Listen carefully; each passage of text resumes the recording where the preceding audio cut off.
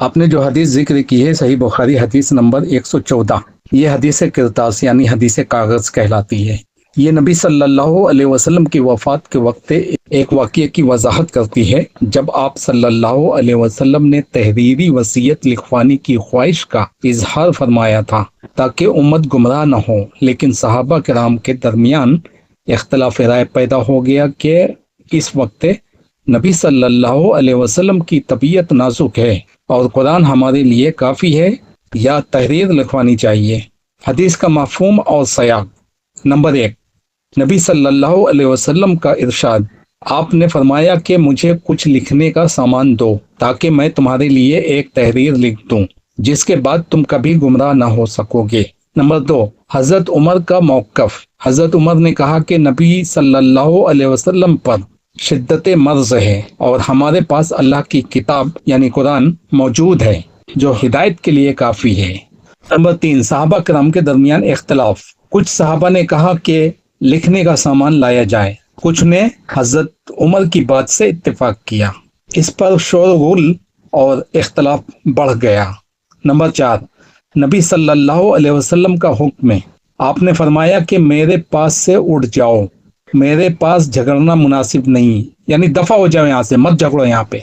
Number 5، حضرت ابن عباس کا تبصرہ۔ ابن عباس نے کہا کہ اس دن کی مصیبت بڑی سخت مصیبت تھی کہ اختلاف نے ہمیں اور رسول اللہ کی تحریر کے درمیان رکاوٹ ڈال دی۔ حضرت ابن عباس اس کو مصیبت کہہ رہے ہیں جو صحابہ میں اختلاف پڑ گیا تھا، وہ کسی کو دوست نہیں دے رہے ہیں کہ کس کی وجہ سے یہ ہوا تھا، وہ پورے اختلاف کو غلط کہہ رہے ہیں۔ صحابہ میں جو اختلاف ہوا تھا وہ نہیں ہونا چاہیے تھا۔ ابن عباس کا یہ مطلب ہے کہنے کا۔ اس حدیث کو سمجھنے کے چند اہم پہلو۔ نمبر 1، نبی صلی اللہ علیہ وسلم کی امت کے لیے شفقت۔ نبی کریم صلی اللہ علیہ وسلم چاہتے تھے کہ امت کے لیے ایک واضح وصیت تحریر ہو جائے تاکہ بعد میں اختلاف سے بچا جا سکے۔ نمبر 2، حضرت عمر کی نیت اور اجتہاد۔ حضرت عمر نے یہ بات نبی صلی اللہ علیہ وسلم کی محبت اور امت کی خیر خواہی کے طور پر کہی کہ قرآن موجود ہے اور اس میں ہدایت مکمل ہے، اور نبی صلی اللہ علیہ وسلم کی تکلیف کو دیکھ کر یہ سمجھ رہے تھے کہ اس وقت مزید زحمت دینا مناسب نہیں۔ نمبر 3، اجتہاد صحابہ کا اثر۔ اس واقعے سے معلوم ہوتا ہے کہ صحابہ کرام کے درمیان اجتہادی اختلاف رائے ہوا۔ یہ اختلاف نیت کی خرابی یا عداوت پر مبنی نہیں تھا، بلکہ مصلحت، وقت کی نزاکت اور حالات کی رعایت سے تھا۔ نمبر 4، ابن عباس کا غم اور افسوس۔ حضرت ابن عباس کا مصیبت کہنا ان کے غم اور درد کو ظاہر کرتا ہے کہ اگر تحریر ہو جاتی تو امت کے لیے مزید وضاحت اور رہنمائی ملتی۔ وہ اپنی محبت اور علم کے لحاظ سے اس کو ایک ضیاء سمجھتے تھے۔ اس حدیث سے کیا سبق ملتا ہے؟ نمبر 1، نبی صلی اللہ علیہ وسلم کی وصیت اور امت کے لیے خیر خواہی۔ نبی صلی اللہ علیہ وسلم کا ہر قول و فعل امت کے لیے ہدایت کا ذریعہ ہے۔ نمبر 2، اجتہاد کی اہمیت اور احترام۔ صحابہ کرام کے اجتہاد اور ان کی نیتوں پر شک نہیں کیا جا سکتا۔ نمبر 3، اختلاف رائے کا ادب۔ دینی معاملات میں اختلاف کا حسن ادب اور احترام کے دائرے میں رہنا چاہیے۔ نمبر 4، تحریری وصیت اور وضاحت کی اہمیت۔ اہم معاملات میں تحریر کی شکل میں رہنمائی دینا اختلاف سے بچنے کا ذریعہ ہو سکتا ہے۔ نمبر 5، امت کا قرآن و سنت سے جڑے رہنا۔ امت کے لیے قرآن و سنت ہی اصل بنیاد ہے۔ اب تھوڑی سی اور وضاحت کر دیتا ہوں۔ آپ نے جو سوال کیا تھا حدیث کرتاس صحیح بخاری حدیث نمبر 114، اسی سے ملتی جلتی اور بھی بہت ساری حدیث ہیں، جس میں سے ایک اور آپ نے بھیجا ہے۔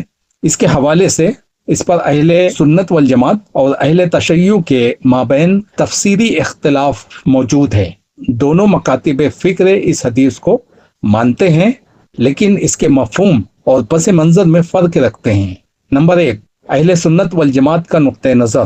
خلاصہ، اہل سنت کے نزدیک یہ واقعہ نبی صلی اللہ علیہ وسلم کی وفات کے ایام کا ہے، اور حضرت عمر کا موقف ایک اجتہادی رائے تھا جو انہوں نے نبی صلی اللہ علیہ وسلم کی حالت دیکھ کر اور قرآن کی موجودگی کی بنیاد پر پیش کیا۔ ان کی نیت بالکل خیر خواہی اور امت کی بھلائی پر مبنی تھی۔ اہم نکات: نبی صلی اللہ علیہ وسلم کا ارادہ امت کے لیے وصیت لکھنے کا تھا، لیکن وہی مکمل ہو چکی تھی۔ حضرت عمر نے سوچا کہ قرآن کریم میں مکمل ہدایت موجود ہے اور نبی صلی اللہ علیہ وسلم پر تکلیف غالب ہے، اس لیے لکھوانے کی ضرورت نہیں۔ اختلاف پیدا ہونے پر نبی صلی اللہ علیہ وسلم نے خود فرمایا کہ میرے پاس سے اڑ جاؤ، یعنی دفع ہو جاؤ یہاں سے۔ یعنی نبی صلی اللہ علیہ وسلم نے اس وقت تحریر نہ لکھوانے کا فیصلہ فرمایا، تبھی تو بھگایا نا، دفع ہو جاؤ یہاں سے۔ یہ بھی تو نبی ہی کا حکم تھا کہ انہوں نے فیصلہ کیا کہ اب کوئی تحریر نہیں لکھوں گا، تم لوگوں نے اختلاف کیا نا، اب اس کی یہی سزا ہے، بھگتو۔ یہ نبی صلی اللہ علیہ وسلم کی اجتماعی حکمت تھی کہ امت اس وقت اختلاف میں نہ پڑے اور فتنہ نہ پھیلے۔ اہل سنت کے نزدیک یہ واقعہ خلافت کے تعین سے متعلق کسی متنازع وصیت کا انکار نہیں کرتا، بلکہ اس کا تعلق عمومی ہدایت کی تحریر سے تھا۔ اہل سنت کا موقف: حضرت عمر کا اجتہاد غلط نہیں بلکہ حالات کی نزاکت کے مطابق تھا۔ اگر نبی صلی اللہ علیہ وسلم کے نزدیک تحریر ضروری ہوتی تو آپ صلی اللہ علیہ وسلم نے بغیر مطالبہ کے بھی لکھوا دی ہوتی، کیونکہ آپ صلی اللہ علیہ وسلم اپنی خواہش سے کچھ نہیں کہتے۔ قرآن و سنت امت کی رہنمائی کے لیے کافی ہیں۔ نمبر 2، اہل تشیع کا نقطہ نظر۔ خلاصہ: اہل تشیع کے نزدیک یہ حدیث خلافت کے حوالے سے ایک واضح نص وصیت تھی، جسے نبی صلی اللہ علیہ وسلم لکھ کر امت کو دینا چاہتے تھے، لیکن حضرت عمر اور بعض صحابہ نے اس میں رکاوٹ ڈال دی۔ ان کے نزدیک یہ ایک بہت بڑی مصیبت تھی جس نے امت کو اصل رہنمائی سے محروم کر دیا۔ اہم نکات: نبی صلی اللہ علیہ وسلم نے جو تحریر لکھوانے کی خواہش کی وہ خلافت اور حضرت علی کی ولایت کے متعلق تھی۔ اہل تشیع کا موقف سنا رہا ہوں۔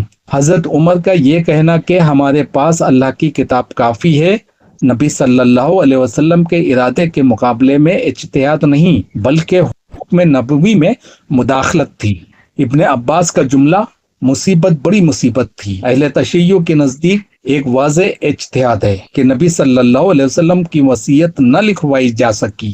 شیعہ کتب میں اس واقعے کو اس طرح بیان کیا جاتا ہے کہ خلافت علی کی تصریح کرنے والی وصیت امت کے درمیان اختلاف اور بعض صحابہ کی مداخلت کے باعث نہ لکھی جا سکی۔ ان کے نزدیک اگر یہ تحریر ہو جاتی تو امت میں خلافت کے حوالے سے اختلاف نہ ہوتا اور امت فتنوں سے محفوظ رہتی۔ اہل تشیع کا موقف: یہ واقعہ نص صریح کو چھپانے کا سبب بنا۔ نبی صلی اللہ علیہ وسلم کی خلافت کے لیے علی کی ولایت واضح ہونا چاہیے تھا۔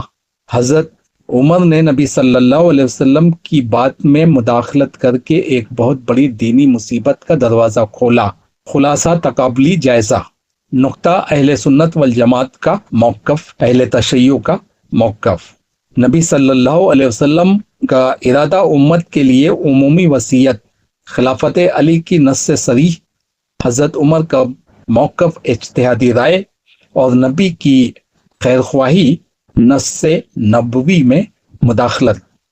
ابن عباس کا جملہ افسوس کہ ایک خیر امت کے ہاتھ سے نکل گئی، واضح اجتہاد کے خلافت کا اعلان روکا گیا۔ خلافت کا مسئلہ شورا اور اجماع سے حل ہوا۔ نبی صلی اللہ علیہ وسلم کی نص کو چھپا دیا گیا۔ اعتدال پسندانہ تجزیہ۔ یہ واقعہ صحابہ کرام کے باہمی اختلاف اور انسانی جذبات کا مظہر ہے، لیکن نبی صلی اللہ علیہ وسلم نے اس وقت تحریر نہ لکھوا کر اللہ تعالیٰ کے فیصلے کو حتمی قرار دے دیا۔ امت کے لیے یہی حکمت رہی کہ قرآن و سنت کی روشنی میں دین کو سمجھا جائے۔ ہر مکتب فکر اس واقعے کی تعبیر اپنے نظریے کے مطابق کرتا ہے، مگر اصل حقیقت اللہ ہی بہتر جانتا ہے۔